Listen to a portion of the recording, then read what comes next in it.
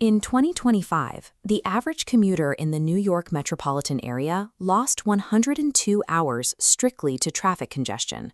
This is a recurring spatial and economic tax levied on anyone moving through the city's infrastructure. For business travelers heading from Midtown Manhattan to John F. Kennedy International Airport, navigating that density requires a grueling ground commute.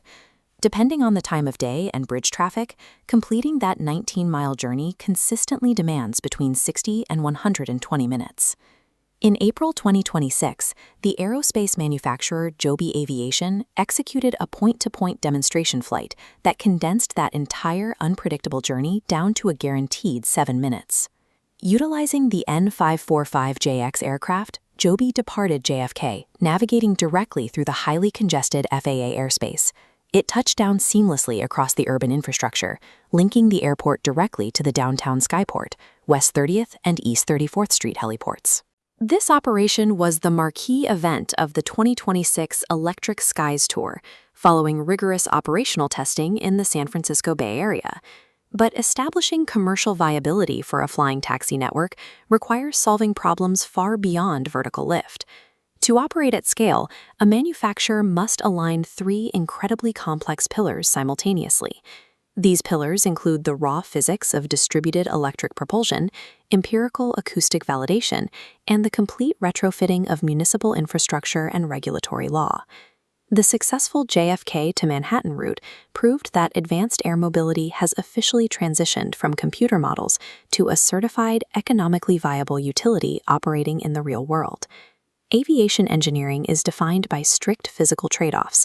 For electric aircraft, the primary constraint is balancing heavy battery weight against operational range and payload capacity. To function commercially, Joby's N545JX targets a maximum takeoff weight of 5,300 pounds. That allows the aircraft to carry 1 pilot, 4 passengers, and their luggage over a 100-mile operational range. Accommodating that payload requires shedding weight elsewhere, starting with a highly optimized carbon fiber composite airframe. Power is drawn from 4 independent, high-density lithium-ion polymer battery packs housed directly inside the wings, physically isolating the thermal mass from the central passenger cabin. Traditional internal combustion helicopters rely on a centralized transmission and a single main rotor. In aviation design, this represents a catastrophic single point of failure. Joby replaces this weakness with distributed electric propulsion, utilizing 6 independent tilt propellers that face upward for takeoff, then pivot forward. Operating on strict fly-by-wire redundancy, each motor is powered by dual inverters, cross-wired to separate battery packs. Because of this intricate web of power distribution, the aircraft is designed to maintain controlled flight and execute a safe vertical landing even if a motor or an entire battery pack fails. This redundancy is the product of brutal envelope expansion testing. In February 2022, an earlier prototype, the JAS 4-2, experienced a severe crash during remotely piloted extreme limit tests. Engineers pushed the aircraft to an extreme dive speed of 181 knots at an altitude of 8,900 feet, which ultimately caused a propeller blade bending failure and cascading structural collapse. Finding that breaking point allowed Joby to integrate targeted structural reinforcements into the current conforming JAS 4-1 model. If the FAA is going to permit an aircraft to hover over millions of pedestrians, centralized mechanical failure must be engineered out of existence. But building a safe aircraft only solves the physics problem. In densely populated urban areas, the most persistent threat to aviation is socio-political friction. Internal combustion helicopters produce a low-frequency, highly penetrating wop-wop sound signature that easily breaches building envelopes and blankets entire neighborhoods in noise.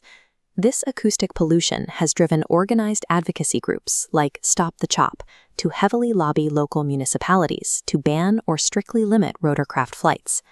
To overcome this political deadlock, Joby partnered with the NASA Advanced Air Mobility National Campaign to gather empirical, indisputable acoustic validation.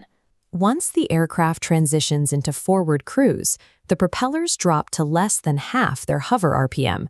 Look at this empirical data. Flying overhead at 500 meters, the aircraft registers exactly 45.2 A-weighted decibels.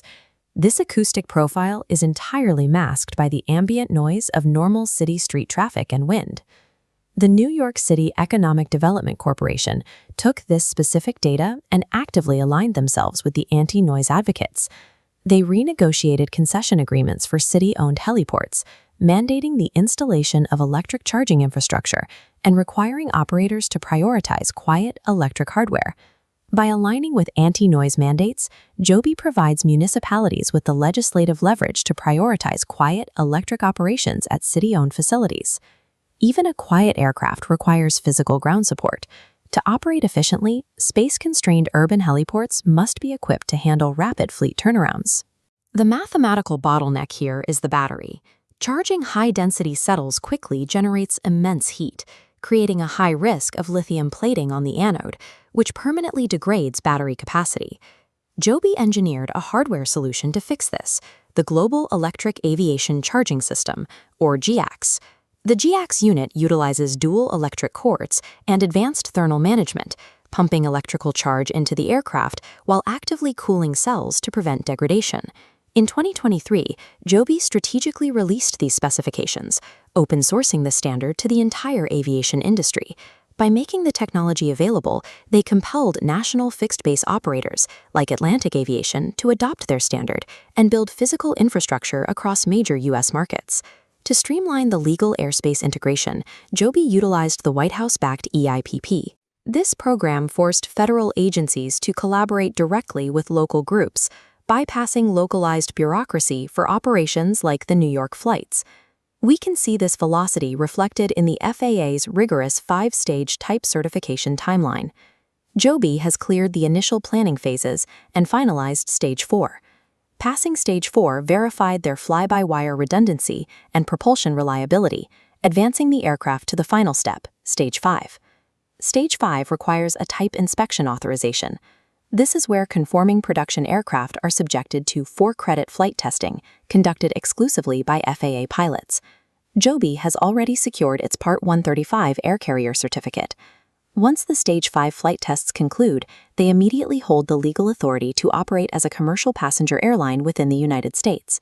The structural engineering and regulatory approvals all exist to serve one commercial function, executing that 7-minute flight from JFK to Manhattan. Technology without an accessible economic model is a failure. Historically, rotorcraft transit was restricted to ultra-high net worth individuals. Joby relies on volume and high fleet utilization to open the market to everyday business commuters. They established a target price of roughly $200 per seat for the airport transfer, bringing the cost of a flight into parity with a premium ground ride share like Uber Black. With zero fuel costs and reduced maintenance, the break-even point sits near $50 per passenger.